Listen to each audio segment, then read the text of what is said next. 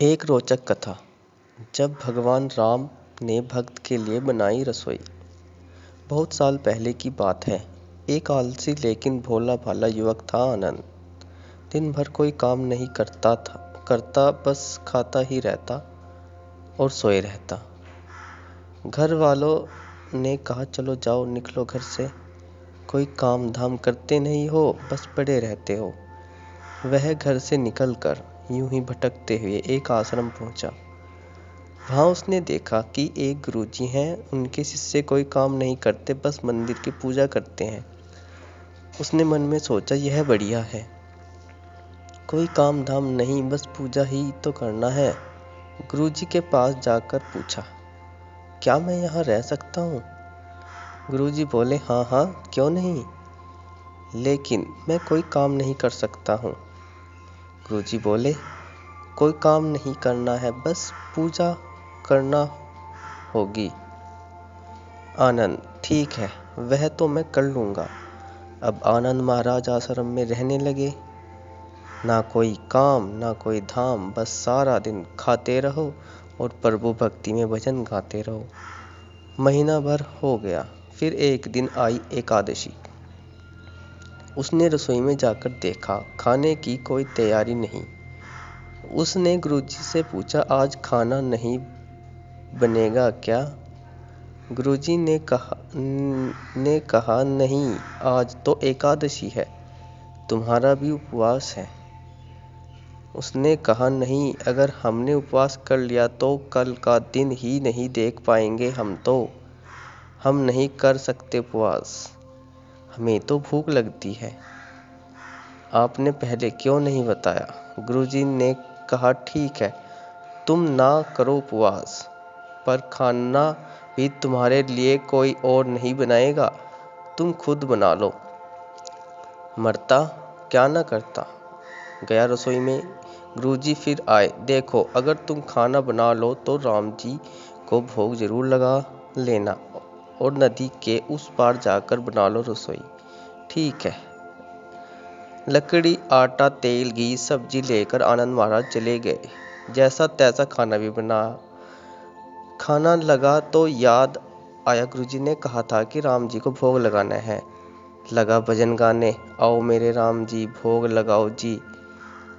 प्रभु राम आए, श्री राम आए मेरे, भोजन का भोग लगाएं। कोई ना आया तो बेचैन हो गया कि यहाँ तो भूख लग रही है और राम जी आ ही नहीं रहे हैं।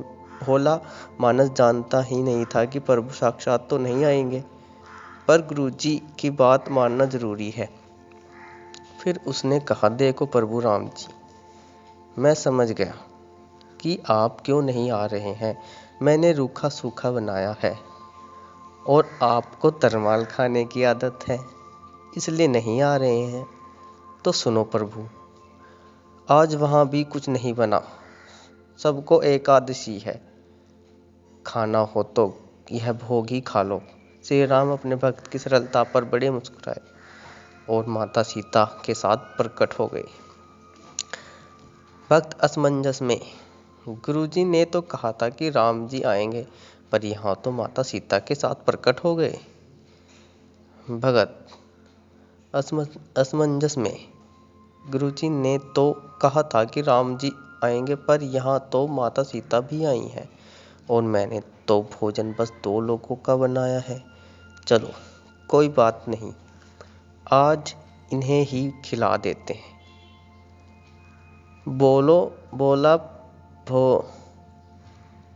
बोला प्रभु, मैं भूखा रह गया, लेकिन मुझे आप दोनों को देखकर बड़ा अच्छा लग रहा है, लेकिन अगली एकादशी पर ऐसा न करना, पहले बता देना कितने जन आ रहे हो, और हाँ, थोड़ा जल्दी आ जाना। राम जी उसकी बात पर बड़े मुदित हुए, प्रसाद ग्रहण कर के चले गए। अगली एकादशी तक यह भोला मानस सब भूल गया। उसे लगा प्रभु ऐसे ही आते होंगे और प्रसाद ग्रहण करते होंगे। फिर एकादशी आई। गुरुजी से कहा, मैं चला अपना खाना बनाने, पर गुरुजी, थोड़ा ज़्यादा अनाज लगेगा वहाँ 2 लोग आते हैं। गुरुजी मुस्कुराए। भूख के मारे बावला है, ठीक है ले जा और अनाज ले जा। अब की बार उसने 3 लोगों का खाना बनाया। फिर गुहार लगाई, प्रभु राम आए, सीताराम आए, मेरे भोजन का भोग लगाएं। प्रभु की महिमा भी निराली है। भक्त के साथ कौतुक करने में उन्हें भी बड़ा मजा आता है। इस बार वे अपने भाई लक्ष्मण, भरत, शत्रुघ्न और हनुमान जी को लेकर आ गए। भगत को चक्कर आ गए। यह क्या हुआ? एक का भोजन बनाया तो 2 आए, आज 2 का बनाया ज़्यादा, 2 का खाना ज़्यादा बनाया तो पूरा खानदान आ गया। लगता है आज भी भूखा ही रहना पड़ेगा। सबको भोजन लगाया और बैठे बैठे देखता रहा। अनजाने ही उसकी भी एकादशी हो गई। फिर अगली एकादशी आने से पहले गुरुजी से कहा, गुरुजी ये आपके प्रभु राम जी अकेले क्यों नहीं आते हर बार कितने सारे लोग ले आते हैं। इस बार अनाज ज़्यादा देना। गुरुजी को लगा कहीं ये अनाज बेचता तो नहीं है, देखना पड़ेगा जाकर। भंडार में कहा, इसे जितना अनाज चाहिए दे दो, और छुपकर उसे देखने चल पड़े। इस बार आनंद ने सोचा खाना पहले नहीं बनाऊंगा, पता नहीं कितने लोग आ जाएं। पहले बुला लेता हूँ फिर बनाता हूँ। फिर टेर लगाई, प्रभु राम आए, श्री राम आए, मेरे भोजन का भोग लगाएं। सारा राम दरबार मौजूद। इस बार तो हनुमान जी भी साथ आए, लेकिन यह क्या, प्रसाद तो तैयार ही नहीं। भक्त ठहरा भोला भाला, बोला प्रभु इस बार मैंने खाना नहीं बनाया। प्रभु ने पूछा क्यों? बोला मुझे मिलेगा तो है नहीं, फिर क्या फायदा बनाने का। आप ही बना लो और खुद ही खा लो। राम जी मुस्कुराए। सीता माता भी गदगद हो गई उसके मासूम जवाब से। लक्ष्मण जी बोले क्या करे प्रभु? प्रभु बोले भक्त की इच्छा है, पूरी तो करनी पड़ेगी, चलो लग जाओ काम से। लक्ष्मण जी ने लकड़ी उठाई, माता सीता आटा सानने लगी। भक्त एक तरफ बैठकर देखता रहा। माता सीता रसोई बना रही थी तो कई ऋषि मुनि, यक्ष, गंधर्व प्रसाद लेने आने लगे। इधर गुरुजी ने देखा खाना तो बना नहीं। भक्त एक कोने में बैठा है। पूछा बेटा क्या बात है, खाना क्यों नहीं बनाया? बोला अच्छा किया गुरुजी आप आ गए, देखिए कितने लोग आते हैं प्रभु के साथ। गुरुजी बोले मुझे तो कुछ नहीं दिख रहा तुम्हारे और अनाज के सिवा। भक्त ने माथा पकड़ लिया। एक तो इतनी मेहनत करवाते हैं, प्रभु भूखा भी रखते हैं और ऊपर से गुरुजी को दिख भी नहीं रहे हैं, और बड़ी मुसीबत है। प्रभु से कहा आप गुरुजी को क्यों नहीं दिख रहे हैं?